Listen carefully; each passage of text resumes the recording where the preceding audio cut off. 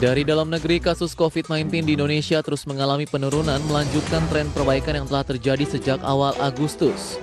Jumlah kasus aktif per 27 September 2021 sebanyak 40.270 kasus telah menurun 92,98%. Dari puncak kasus aktif data per 24 Juli 2021 di 574.135 kasus.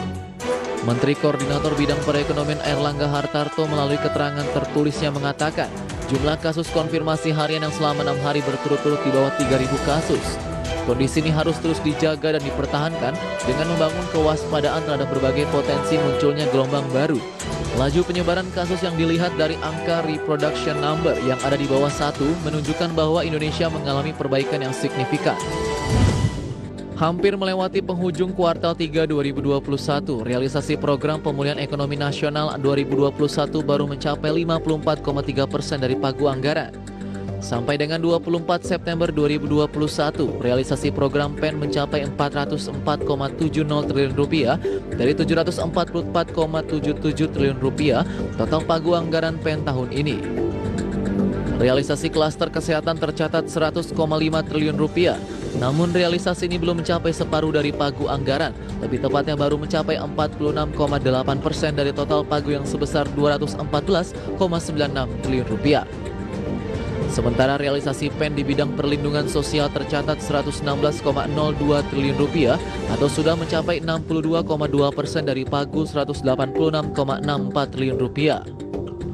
Realisasi program prioritas tercatat 60,70 triliun rupiah atau 51,5% dari pagu 117,94 triliun rupiah. Dan program dukungan UMKM serta korporasi terbesar tercatat 68,38 triliun rupiah atau 42,1% dari pagu 162,40 triliun rupiah.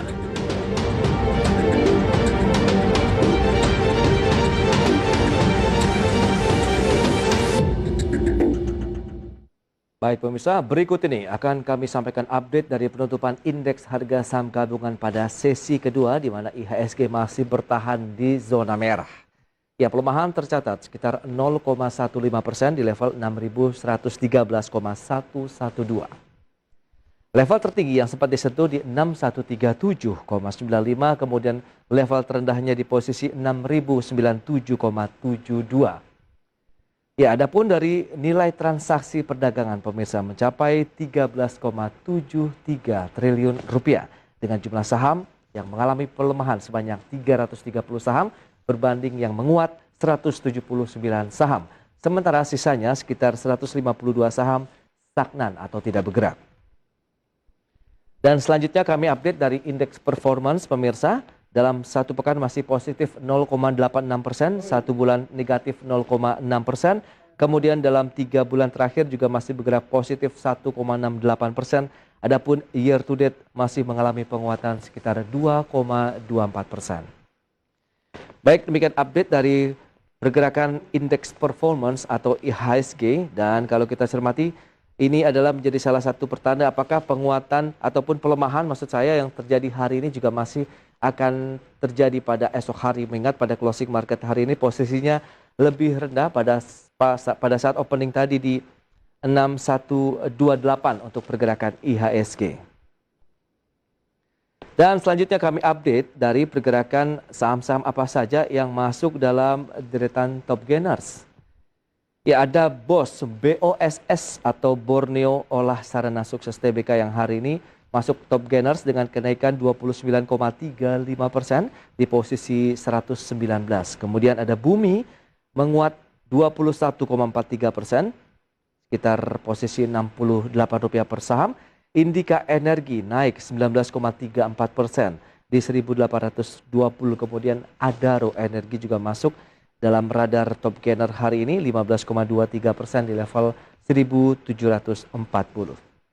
Itu dia saham-saham top gainers yang masih belum bisa mengangkat lagi dari pergerakan indeks yang tertekan. Kemudian top losernya apa saja? Ya, RUNS kembali lagi masuk top loser. Kita lihat pelemahan 8,75% di level 730. Kemudian AGRO juga masuk top losers. Minus 6,75% di level 2.350. Kemudian PNBS mengalami pelemahan 6,67% di level 84, dan selanjutnya ada BBYB atau Bank Neo Commerce Tbk melemah sekitar 6,51%. Baik pemirsa, demikian update dari pergerakan indeks harga saham gabungan, kemudian top gainer dan juga top loser. Kita beralih ke informasi Bursa Asia. Ya, seperti apa? Kita akan lihat bagaimana posisi dari Bursa Asia, di mana indeks Nikkei di Jepang mengalami tekanan sekitar 0,19% di level 30.183,95. Kemudian Straits Times Singapura juga mengalami pelemahan 0,44% di level 3086,8. Kemudian Kospi Korea Selatan juga mengalami tekanan 1,14% di level 3097,92. Adapun Hang Seng Hong Kong mengalami penguatan 1,67% di level 24.613,19. Itu dia untuk Bursa Asia. Lantas bagaimana dengan pergerakan valuta asing?